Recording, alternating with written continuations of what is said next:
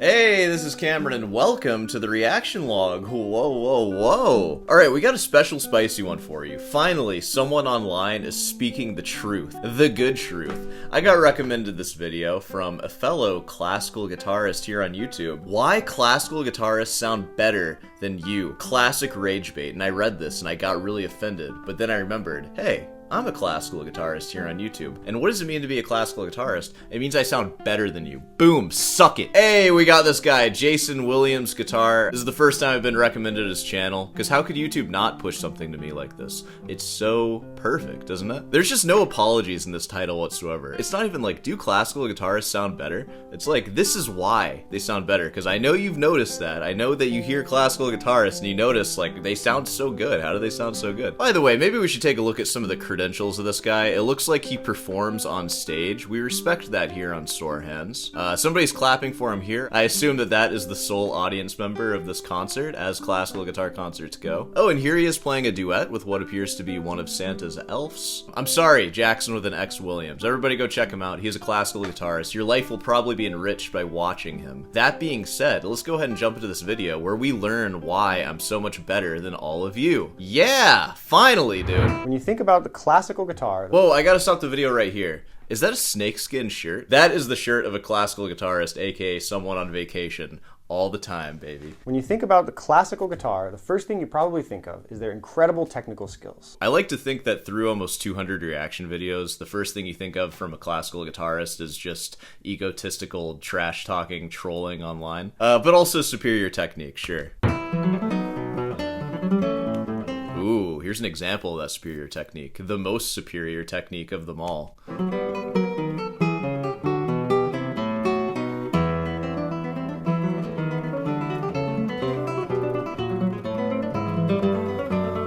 What makes classical players sound so good isn't just technique. It's actually dozens of small skills that almost no other guitar style even bothers to teach. In most styles, you're kind of just expected to have it. Classical is unique because it actually attempts to quantify and teach these small things step by step. And that's exactly why I make fun of the Guitar Center guitar lessons so much, because at least in my experience, which I've been a guitar teacher for a while, not so much these days, too busy making YouTube videos, but I started as a guitar teacher in a store, and then I eventually moved on online, but in the store I met a lot of guitar teachers.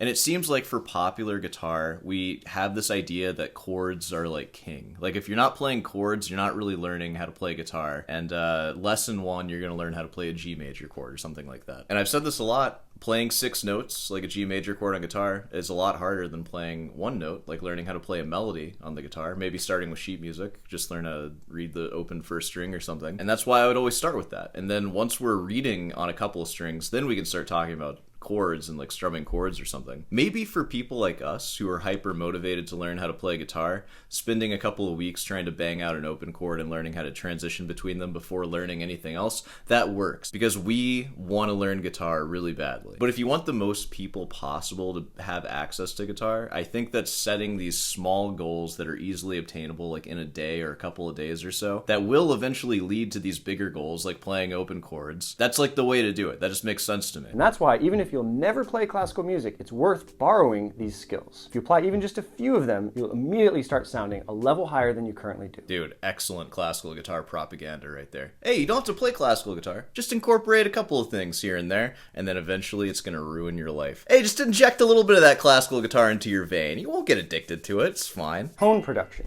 Classical players use nails, and they obsess over their sound. The nail shape, the angle of attack, how the stroke moves through the string. As a good starting point, a classical player tends to play at an angle to the string so they can get a nice warm sound. If you play straight on, it sounds a little naily. Fugue 1001 flashbacks. Up a little bit, it starts to sound warmer. You can also get a bigger and fuller sound by pressing into the strings before you release into your hand. Different from pulling away from the strings like a lot of people do. Yeah, dude. Like a lot of you people do. Dude, everybody freaking does that. Ripping the strings off of their guitar so it slaps back into the fretboard. Don't do that. Unless you're playing funk, in which case, do that. That's grooving. Are you kidding me? But you know, if you're playing anything else, push the string into the guitar. I wish I had a guitar to do an example. Am I even a guitarist at this point? I don't even have a guitar. It's going to sound thin and brittle. Yeah, put a little more power into that. I want to hear the slap. Come on. I know you're not afraid to slap those strings. I see the dings all over your soundboard. You like to get rough with it, I can tell. Nobody wears a snakeskin shirt and doesn't get a little rough with their guitar from time to time. Let me get my guitar, I'll show you. You gotta give it the old slap. My guitar is worth $300 less now. If you push in, it's much bigger, like this. So he's showing all the ways a classical guitarist will adjust their tone, the angle of attack, and how they're actually plucking or stroking the string. And you know, this is the first one on the list. I'm gonna assume that this is like a top 10, and maybe this is number 10, probably most thought about by other genres. Because I think when it comes to tone production, the only people who think about it more than classical guitarists are actually electric guitarists. That's what we call gearheads. They spend all their money on little bits of tone that don't make up for the lack of practice that they do. They're trying to buy something that can actually be achieved by just getting better at guitar. That's sort of a beautiful thing with classical guitar. As you get better, it's almost like you're getting better gear at the same time too. Good full sound can be made, nails or not, by pressing into the string and releasing into your hand versus pulling away from the guitar. Even if you're playing electric with a pick, you could still take some time to explore tone by using different picks, amp settings, pedals, even the tone knobs. He's even expecting them to do it. Hey, you can explore different tones on your electric guitar by spending all of your money. Don't use your time to practice. Use your time to get a better job so you can have more money to spend on tone. Voice independence. Whoa. Classical players juggle melody and accompaniment at the same time. The melody will sing while the rest stays in the background. Now in fingerstyle guitar, you're doing this too, you just may not be playing like you are. Check out this song. On the surface, it looks like just non-stop arpeggios. And if I play everything the same, it sounds like that too.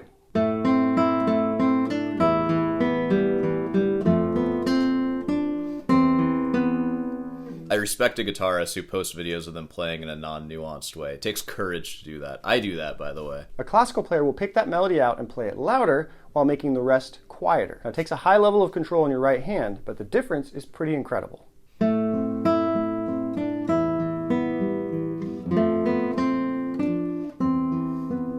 There we go. What a difference. Here's what you can do. Pick any song with a melody, even something like a Travis pick pattern. And if you don't have any of those, stop learning songs that don't have melodies. What are you doing? Consciously bring out the melody while you soften the rest. Let's take Dust in the Wind, for example. We all know what that sounds like, but what happens when we start to bring out what feels like a melody?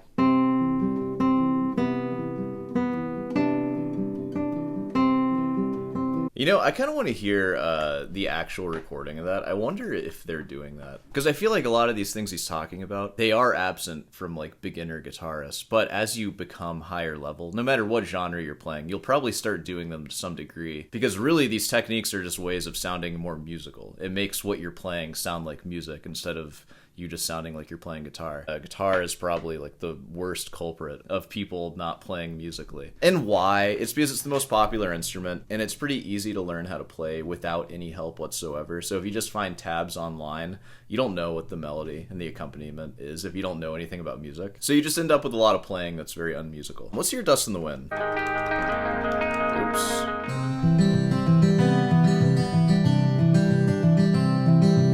You know, it does sound separated. It almost sounds recorded as like two separate parts. So if that is one part, then yeah, they're really doing it. Another thing that I'm really hearing here that makes the melody sound much more like prominent and connected is not cutting the notes off. I feel like that's also an easy thing to do with like beginner fingerstyle, where you'll cut the melody off, like maybe by planting your finger, just if you're planting like before each note plays. But if you can make an effort to actually have the notes connect as if you're playing them by themselves, bum, bum, bum, that on top of bringing it out will make it sound very musical and good. Yeah, I don't know where else I'm going with that. I need to blow my nose. Skill number 4, phrasing.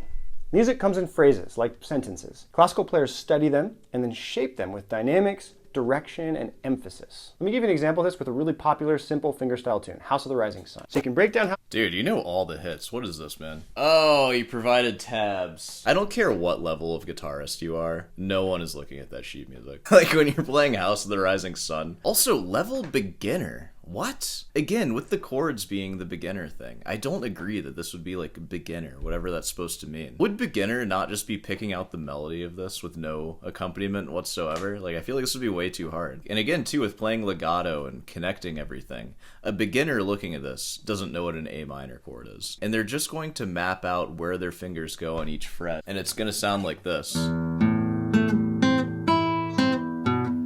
And I feel like learning how to play legato would be a lot easier just starting with.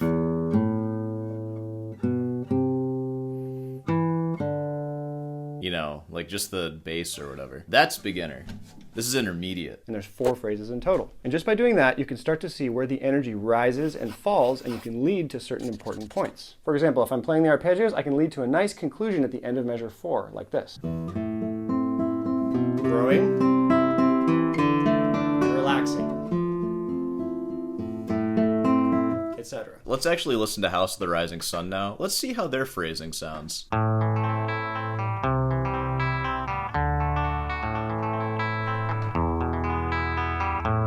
Just the same volume throughout, no phrasing whatsoever. But if a classical guitarist plays that, there'll be phrasing, and way less people want to hear it. I played that without any direction, without rising towards measure 3 and then relaxing into measure 4. It wouldn't have had as much energy, and it would have been pretty flat all the way through. Yeah, do that, and you'll probably sound better than the people who wrote the song. Number 5, rhythmic flexibility. This is such a classical point to be making right here. Rhythmic flexibility. Any other genre is going to be like, you're playing out of time. Where's the pocket? What are you doing? Here's a little snippet of a classical piece that's full of arpeggios. Now with strict rhythm, it sounds pretty okay.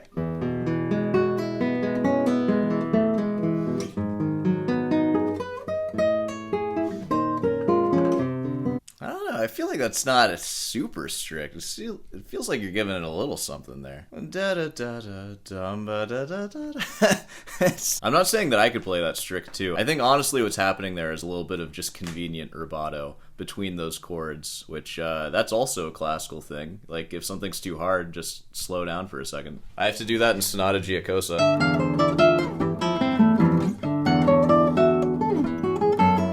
Yeah, I'll give a little something there. I'm sorry, I don't mean to critique your straight arpeggio playing.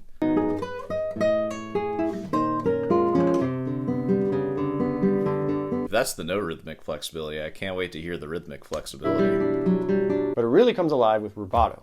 Rubato comes from the Italian word for robbed. I like to think of it like Robin Hood. Yes, he takes, but he also gives back. When you take time, you have to give it back somewhere else, or you'll lose that sense of pulse. Is anybody else ever confused when people say that? I feel like everybody describes rubato as that, but I always feel like, and I could be just like bad at guitar. That honestly, that is what it is probably. But I feel like it's just between phrases I just like kind of let up a little bit and then like get back into it. But I'm not thinking about like how much am I extending this and how much do I need to like push through the next phrase to make up for it so it's like on the click. Because that's how I interpret that. It's like to stay on the click, you take some, you give some, so it's equal. Let's hear the example. Maybe like I'm gonna learn something today.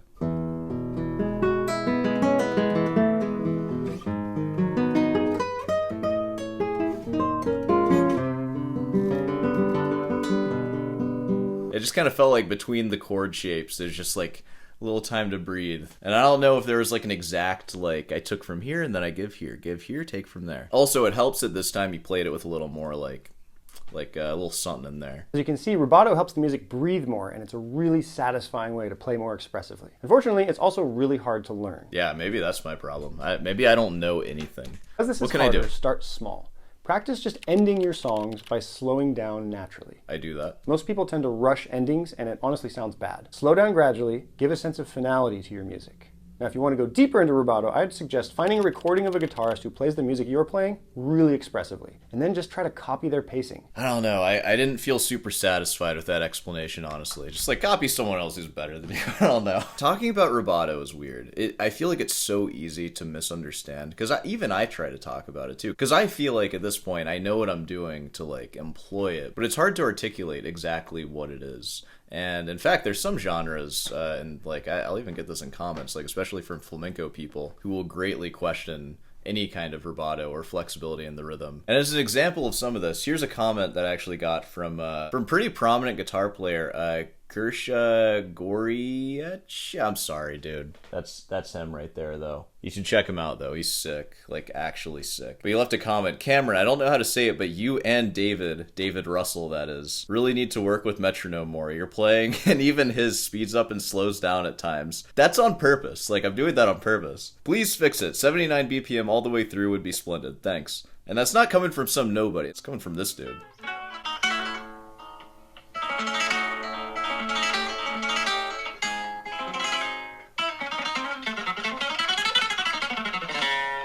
There we go. It's got rest strokes, so it really depends on who you ask. So it's a tough one. I don't know. I don't know what to do about that. When it comes to number 5, just do whatever you want, I guess. All right. Legato and connection. Now, this one yeah, dude, that should be number 1. That's like a huge one right there. And oftentimes my advice, like especially to like undergrad guitarists or something, the first thing you should work on is, can you make every note of this piece legato? I guess that's like, making things legato on guitar is already hard enough. That's a default. If you can do that, then you can start thinking about having articulation variety. But first, I want to know that you can play everything legato. Please. Now this one might be the biggest secret. Yeah, there we go. The biggest one. Stick around for number 6. This one will blow your mind. That's over smoothness between notes, which they call legato. The result is melodies that really sing versus getting stopped early. For example, if you play a choppy scale, which we call staccato, it would sound like this. No, we call it staccato. Please play your sonata staccato. You guys get on me about sonata. Sounds like snot. Sonata, is that what you want me to say? Sonata giacosa. Sonata giacosa, brah. Then play that same scale legato, focusing on connecting every note with both hands. Skill number 7, color. Yeah, so just do that. Play your scales. I don't care what genre of music you practice. Practice your scales, and then you'll be just like me. Yeah. And timbre. Did you know that where you pluck the strings actually affects the sound of your guitar? I did know that. If you play near the bridge, the guitar will sound bright and tinny, like this. And if you play near the fretboard, it's going to sound warm and dark. Also, nice forearm vascularity, bro. Holy crap. Yeah, and even if you didn't know that, and maybe you play electric guitar, you actually kind of did know that. Because whenever you're playing power chords and breakdowns and stuff, you'll switch to the bridge pickup. And then if you're playing a solo higher up on the guitar, you'll actually switch to the neck pickup to get like a warmer sound. Those magnets that you're switching to from the bridge and the neck are doing the same thing that your hand is doing. And same thing for when you turn on your reverb with your hall reverb pedal. On classical guitar, what you do for that is you just go to a hall, like an actual hall. And that's your reverb. And if you want chorus, you have to find someone who plays the same music as you and is like about as good as you, and you have to have them play just a little bit after you at the same time. And same thing for echo, but just you get more space and whatnot.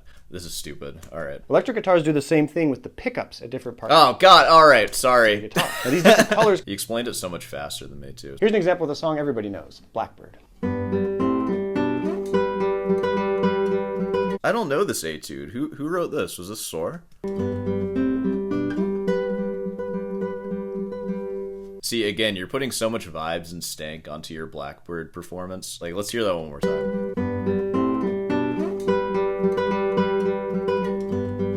Like, just different the second time. Beautiful vibrato. Beautiful vibrato. Let's listen to the actual track now. Let's hear what these clowns actually sound like.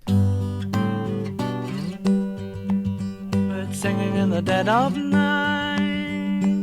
Just nothing, right? Nothing. None of that stuff. They're just playing the notes. So, again, if you want to sound rock and roll, don't listen to any of this. If you want to sound good, though, this is all really good advice. Shaping silence. Silence is part of the music. Classical players use it for drama, breathing, and separating phrases. I use it for when I forget stuff on stage.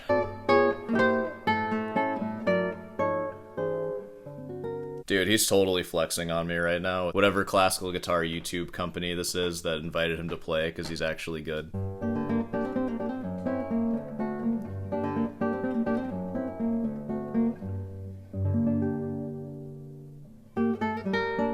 Here's what you can do. When you have rests or gaps in your music, resist the urge to rush and lean into it instead. Even if you're being slightly late, it feels more musical than cutting silence short, which a lot of beginner guitarists do because they're uncomfortable with that silence. It takes courage to have those moments of like letting the music breathe and to really savor, like if you play a high note, and especially if you're under pressure like in a hall, to let that note fully sing and then continue. It's hard to do that. It's so much easier to just like nervously get through your music. And you've seen that, like, because I've been performing a lot recently. One of the biggest differences that you'll see from the first performance that I did to like the last one that I did is just my ability to just let things breathe a little bit, at least through most of the music. When it comes to any other genre, I don't know, you're just playing on the click. Like just play as unmusically as you want. It doesn't matter. Just have a good story. Have a good story with the song, and then people will freaking love it.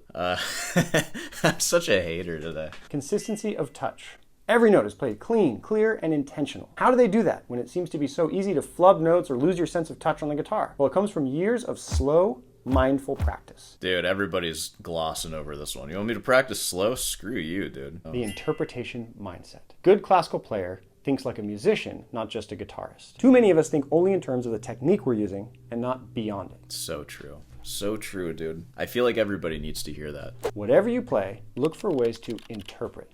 Are you strumming? Well, make the chorus strum bigger than the verse strum. Are you improvising? Build to a climax in your solo versus just playing riff after riff. Don't just play notes, make them say something. Let's say I'm playing something that has a simple chord progression, simple strum.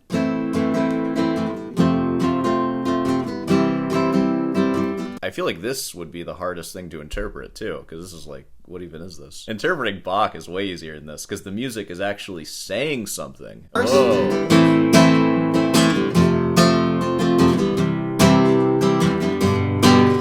Nice, bro. How much did that guitar cost you? Like 10 grand to play Wonderwall on Strumming, it or whatever? match the music and make you move beyond the guitar and actually playing real music. Yeah, dude. All in all, wonderful video, wonderful YouTuber. Go and subscribe to him. I'll post a link to this video, actually, which I hate doing. I never do it, but this one deserves to be posted, so I'm going to do that. Of course, I'm poking fun of it because that's what I do here. But a lot of great things and a lot of great techniques were said there. And a lot of those things might not be super obvious to non-classical players who deal with all these dynamics and stuff, because even to a certain extent a lot of these dynamics are written into your score, at least to some degree. And you know, a lot of times with electric guitar and acoustic music, it's either learned by ear or just like whatever. These dynamics and ideas a lot of times might not even be addressed except for like in subliminal ways, like just by hearing it. So yeah, this is a good video, like especially for non-classical guitarists, and you know, it might just lead to more people playing classical guitar, which is kind of fun. I take a lot of pride in my work for that. Like I know a lot of you have purchased classical instruments and never thought you would, but you have because of